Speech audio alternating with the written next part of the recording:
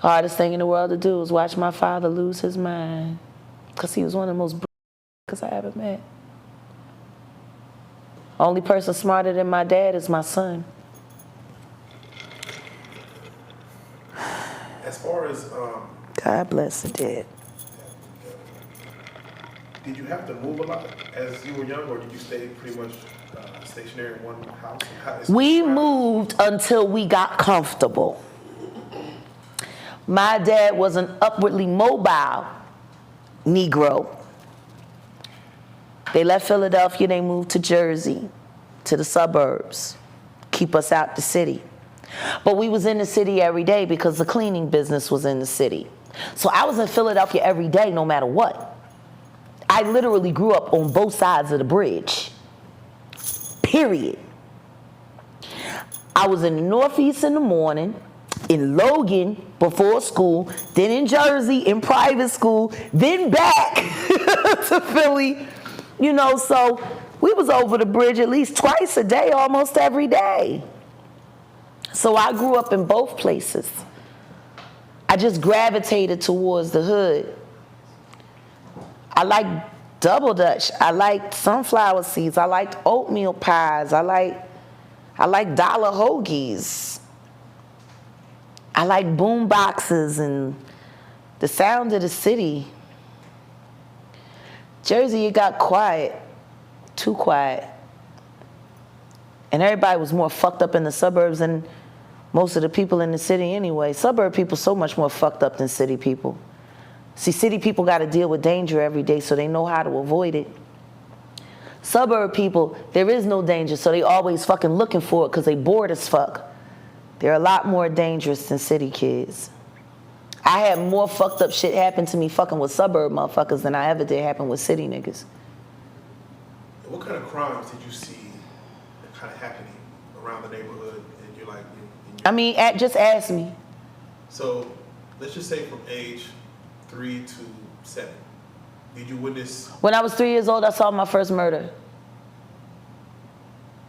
I seen a man get a hole blown through him, right from my face. Did you process it at that time? I mean, I've witnessed over 150 murders in my life, so I guess I processed it. How did it affect you, would you say? It's the first one. Learn the difference between life and death.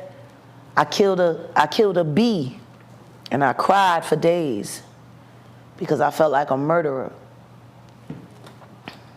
And I thought God was going to punish me and send me to hell. When you experience murder and death and as a child, it makes you innately in tune with the gravity of life and death. It was moving, it's no longer moving. And something made that happen. Yeah. As far as fun, what would you say were some fun things that you had a chance to do growing up? It wasn't a lot of fun. It wasn't a lot of fun.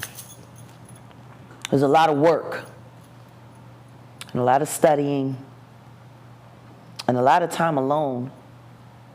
You got to realize the closest person to age proximity to me in my household was 9 years. I grew up with grown people. I had a sister that was a grown woman when I was born.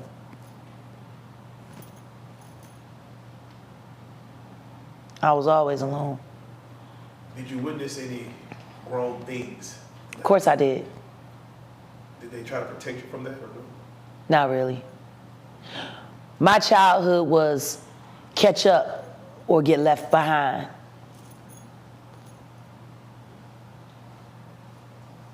Do you remember your first crush? Yeah. Little boy lived in Frankfurt, around the corner from Fifth House. He had a crush on me. He kissed me when I was 7 years old. He was 8. And he was my boyfriend for a week. And then I broke up with him because I was waiting on Bobby Brown. I was gonna marry Bobby Brown. Whitney got him. Ain't that a bitch? I'm so glad she did, because I couldn't have handled that nigga.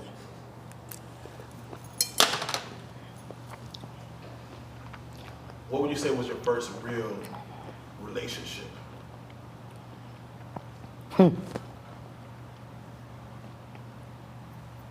That's complicated. Walter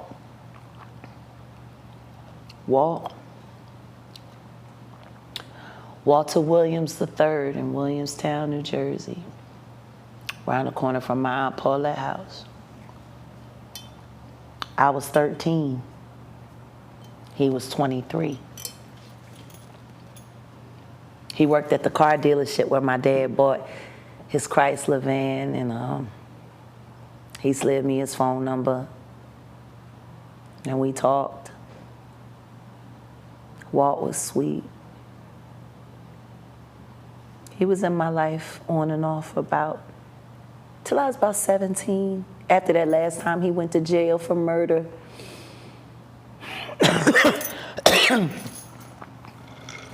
I tried to stick by him on that case as best as I could, but he was going away for life. He did contracts. I didn't believe him when he first told me. And then one night he came to my parents' house. I snuck him in through the back. Let him use the shower downstairs. He was covered in blood. It was a job gone wrong. And he got arrested for it a year later. First-degree murder for contract. He would ride his bike for 15 miles just so he could sleep next to me for an hour and a half. He made me feel so safe. His mama hated me.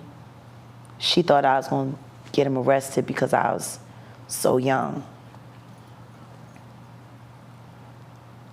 My 8th grade graduation, I was a valedictorian of my class.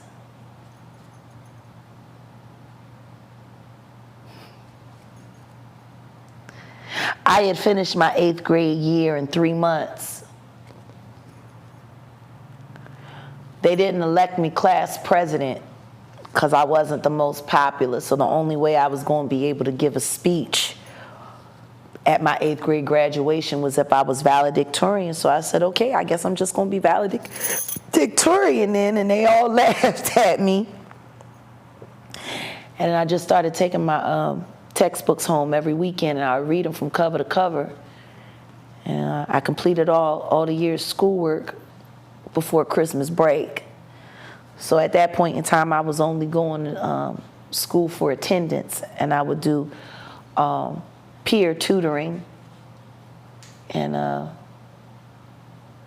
I gave the speech as valedictorian. That day was special. Walt was very proud of me. I was about to turn 14. He was about to turn 24.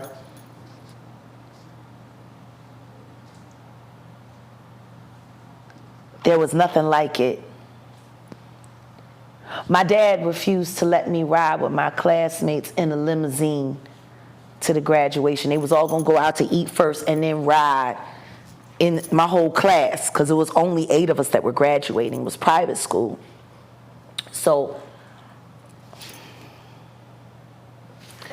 yeah, now see, that brings up other memories.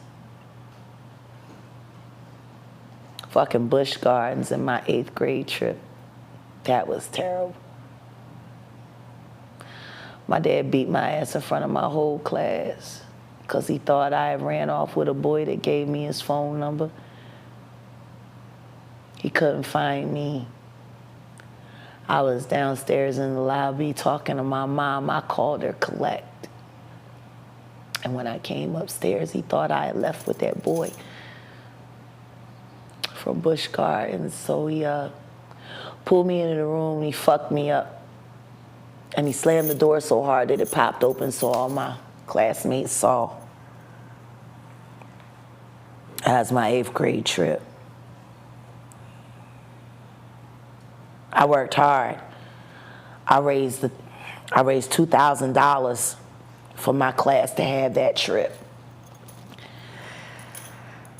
I was a trip coordinator and valedictorian in my 8th grade class. That was a fucking uncomfortable ride home. Everybody fucking staring at me trying to figure out how I just took that ass whooping like that and I got a shiner and I'm just walking around normal. So anyway, my 8th grade graduation, my father never apologized about that. I waited a whole fucking month for the phone bill to come in so he could see the collect call from Virginia to New Jersey and say, I'm sorry, I fucked up. And he was like, well, you probably did something else wrong, so fuck it.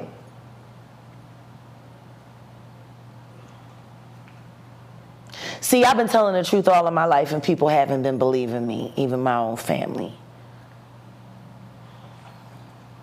So my graduation, Walt wanted to kill my dad so many times, and I said, no. My mom won't know what to do without him. Let him be. Your parents knew of this relationship? Nah. I've always been good at keeping secrets. They had no idea he was sleeping at our house 4 nights a week. I would sneak him in through the back. I would take the screen off after everybody went to sleep. He would come, park his bike on the side of the car. He never drove a car. He always rode a bike. Park his bike on the side of the house, sneak around, jump over the fence, come through the back window, and then just come into the room. And then he would have to be gone by 4 o'clock because Dad was up by no later than 4:45, so. You had your own room? Yeah, I lived downstairs at the time and they were upstairs, so. I never told anybody about that. I'm curious, how would you describe what your teachers would say, what kind of student you were? Difficult and brilliant. I've always been smarter than my teachers. I've always let them know it. Got suspended a lot because of it. My father always said, don't ever let nobody that's dumber than you think they smarter than you. So anyway, my 8th grade graduation, on the day of my graduation, my mom, she never asked me where I got my money from. I always had money. Walt always gave me money. Walt would give me like 2 stacks a month to get my hair done, go shopping, do whatever I want. So on my 8th grade graduation, because I was valedictorian, all these trucks just showed up at my house. Since I wasn't allowed to celebrate with the rest of my class and I had to ride with my parents and ride back home with my parents, and I couldn't go out to dinner and I couldn't ride in the limo even though I raised the money to get the limo, Walt just sent trucks. First came a truck with flowers. 6 dozen red, white, and purple roses. 6 fucking dozen. Then came the truck, and it was all of this candy and teddy bears and balloons.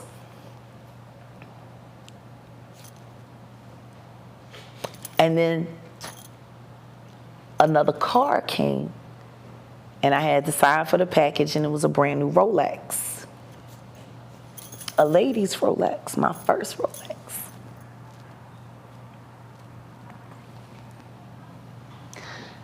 I was floored. I came back from getting my hair done and I had my layered stacks and my asymmetrical cut, and my boyfriend showered me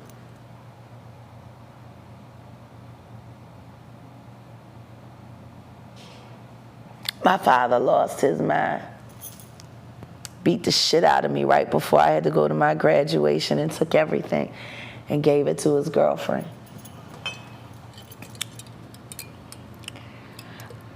I got a typewriter as my graduation gift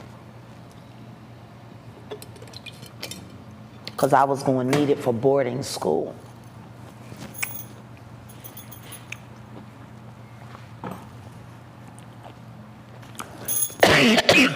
Did he send you to boarding school after that? Yeah, I had a full scholarship. Graduated valedictorian in my class. I had 10 scholarships. Best boarding schools on the East Coast. My dad picked the school. White, Seventh-day Adventist and Christian, and I didn't fit in. So I started running away with one of my roommates on the weekends because it was up in North Jersey by the Delaware Water Gap. So we was only 45 minutes outside of Manhattan and a half an hour away from Brick City, from Plainfield. And that's when I started getting into Islam. First, it was 5% Nation of Islam. And then I met Big L in Brick City. And we was creeping. But I started seeing Shia Muhammad, who's Dr. Malachi Z. York's son. I'm trying to remember if he was in the 70s or the 90s. Either he was the 75th son or the 90-something son. But he was very important to his father. And I was promised to him. But that was after.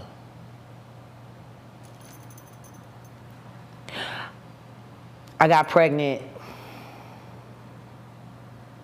before I got pregnant with my son. I never told my family about it until I was grown.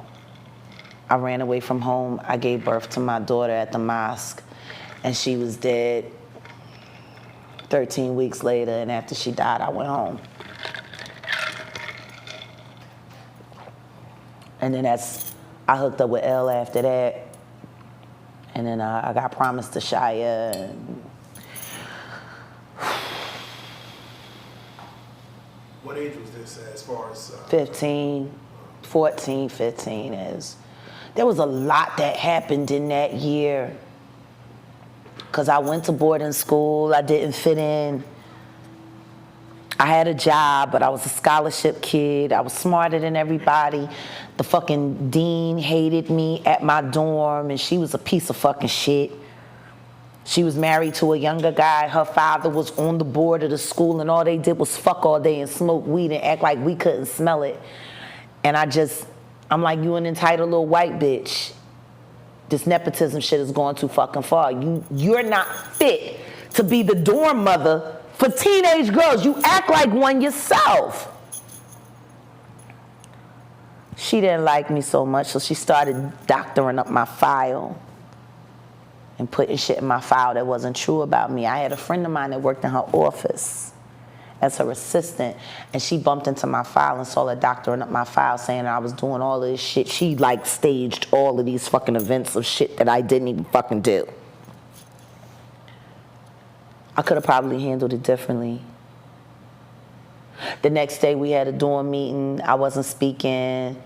She insisted that I speak. I told her, you don't want me to speak because you don't want to hear what I got to say about you.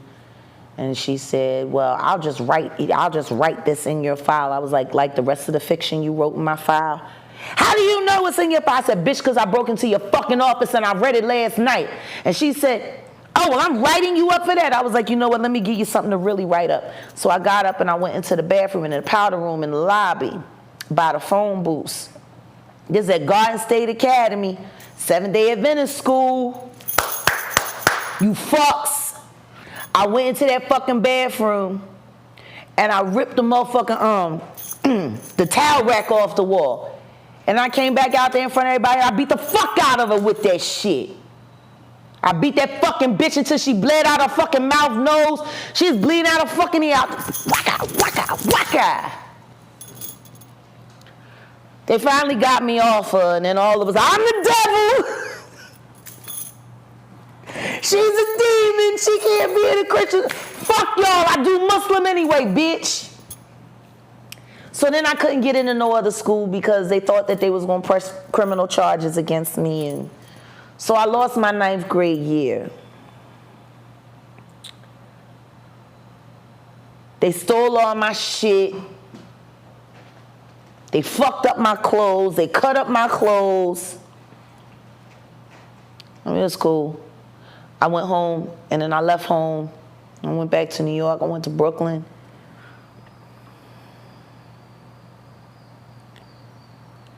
I was staying at the community at Bushwick and Flatbush. I ran away from home when I got tired. But, yeah, my 9th grade year was a wash, and then we had to figure out what school would take me because of my violent tendencies. And then I got raped by my sister's fiance.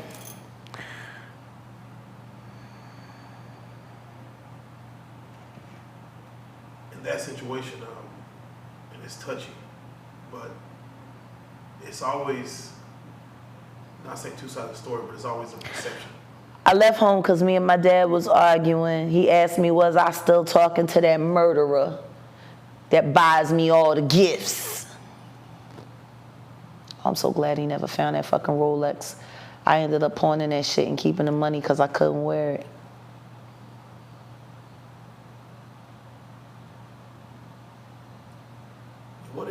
I only got $7,500 for it. He paid $25.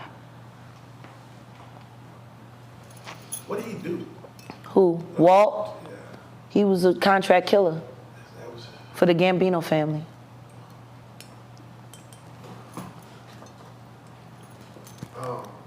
in the situation in which you were violated by technically a family member, He made 20 stacks a job, and every time he did a job, he gave me five grand.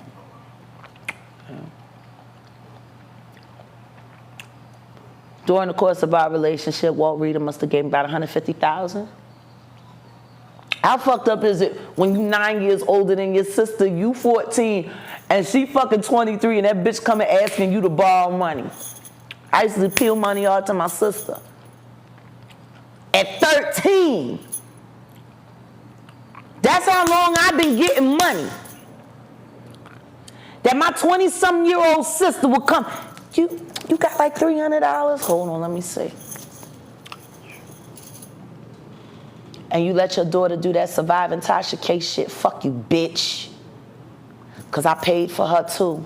I paid for all your fucking kids and your son, your fucking disrespect. I raised all your fucking kids, bitch, while you sat there and you fucking smoked crack and fucked everything.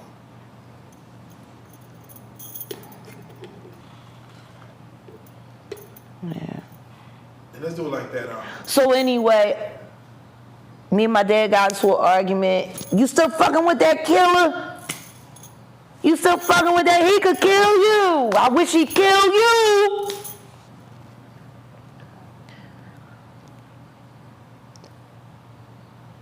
We duked it out. I got him up underneath his ribs. He got me in the jaw. I left. My father didn't beat me after a certain age. We just fist fought. I remember the first time my dad got scared of me. That was interesting. Because I wasn't going to stop fighting him back. I didn't give a fuck how hard he hit me. I was going to hit him back with every fucking thing I had. Fuck that. You going to respect me.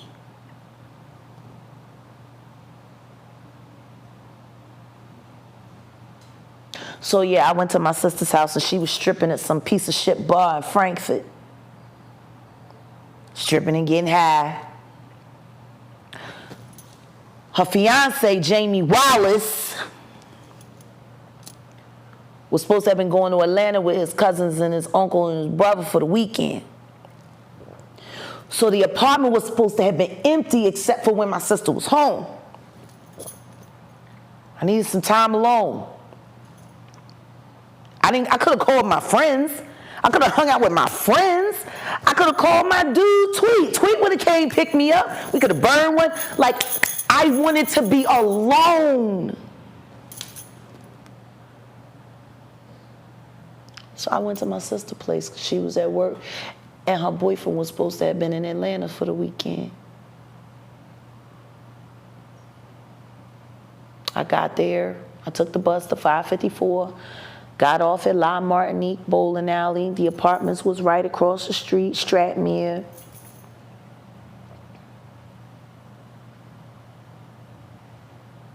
She left the key under the mat. I went to the apartment. All I did was listen to music and smoke a joint and a couple of Lucy's that I bought. Ate a poor man meal, 3 chicken wings, rice and gravy. And I laid down on the couch. She called, check on me, see if I made it in the house okay. I told her I was sleeping on the couch. She was like, no, you can lay down on the bed. Ain't nobody gonna be there. You ain't gotta sleep. I was like, no, that's you and Jamie bed. I don't need to sleep in your bed. I'll just lay here on the couch. I'll be fine. She said, ain't nobody, you ain't got no company. I was like, no, I just want to be alone. And she said, just lay down on the bed. I'll wake you up when I get home and we'll have breakfast and we can talk about what happened with you and Dad. So I laid on her bed. I didn't get under the covers. I didn't even take my clothes off. I only took my shoes off. I left my socks on, everything. I went to sleep. And when I woke up, Jamie Wallace was on top of me. I was trying to get my bearings. You got to understand, I'm 14, 15 years old, about to turn 15. At that time, I was 104 pounds. I was only 5'3.5". I was little.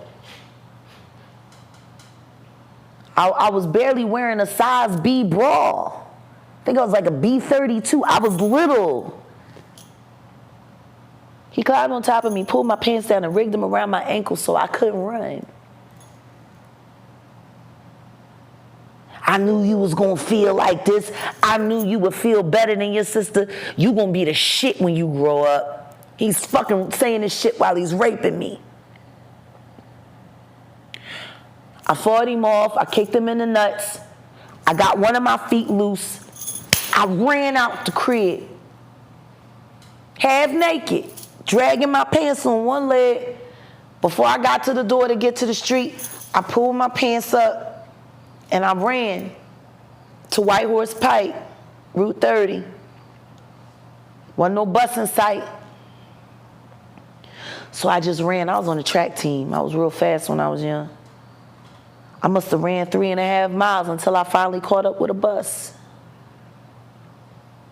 I got on the bus and took the bus, got off, Taunton and White Horse Pike in Berlin. It's a dark road, about 2 miles to the crib. And all I did was repeat the Lord's Prayer over and over, and I walked all the way home. I got in the house, went in my parents' room. My mom was on the phone gossiping. I told her I had to talk to her. I didn't quite know how to tell her what had happened to me. Me and my mother never talked about, we had never had the mother-daughter sex talk. And she was such a fucking prude. How the fuck do you explain what just happened? And I said, Mom, he done terrible things to me. He a fucking monster. Shelly can't marry him.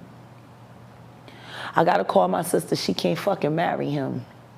And my mom said, well, she's pregnant. I said, yeah, he's a fucking rapist. She can't marry him. He's a monster. Well, I don't know if I would tell her if I was you. Well, why not?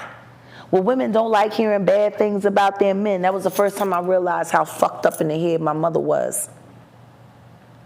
I said, well, I need to go to the hospital. I need to call the police. Oh, no, you can't do that. If you do that, your father will just... No, he'll kill Jamie, and Shelly has to get married. She's pregnant out of wedlock again. She has to get married. I said, he's a fucking monster. I'm like, okay, I can't get through to you. Call my sister. My sister got home from the club. I made my mom take me in the middle of the night back to the apartment. Shelly got into the car.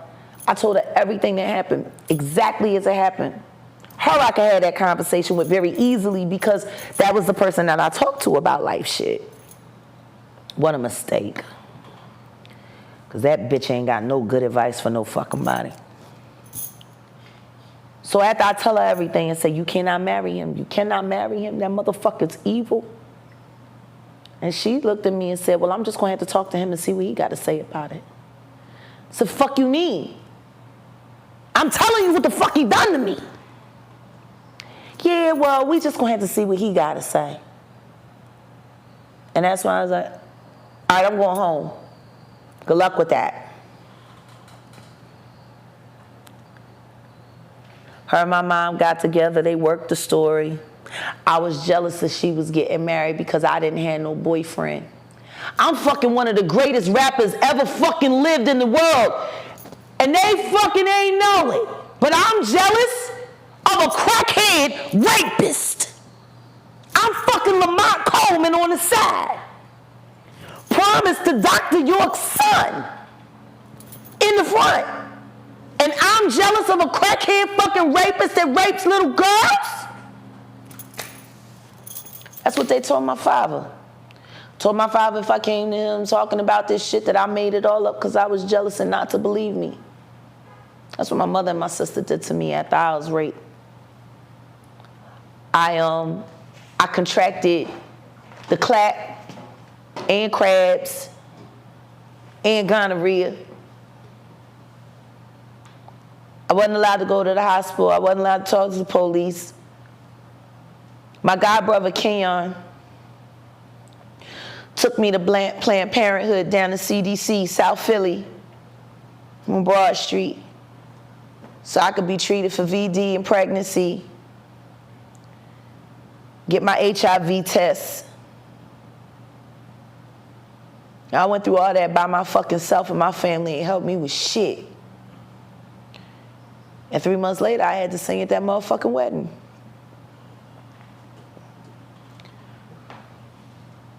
I had to sing the Lord's Prayer and watch my father walk my sister down the aisle to the pussy that had just raped me. And this bitch fucking Jamie, piece of shit, fucking South Philly Tasker Project, piece of shit motherfucker sitting there smiling with a shit-eating fucking grin.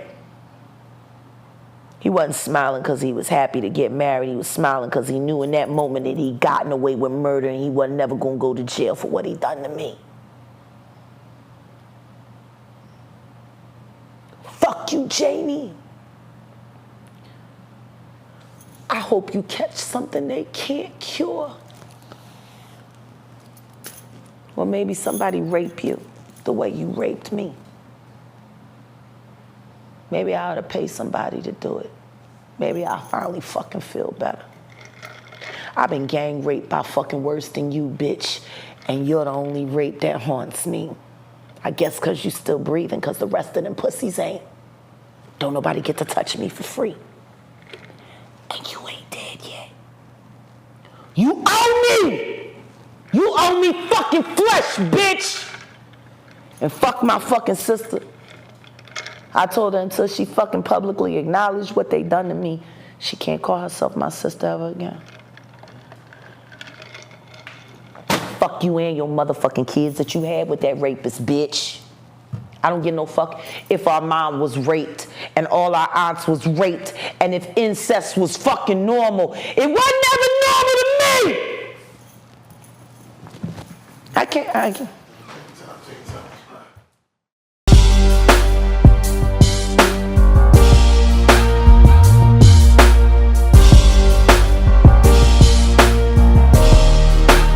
Shout out Reallyfe Street Starz, nigga. Move it. Hey.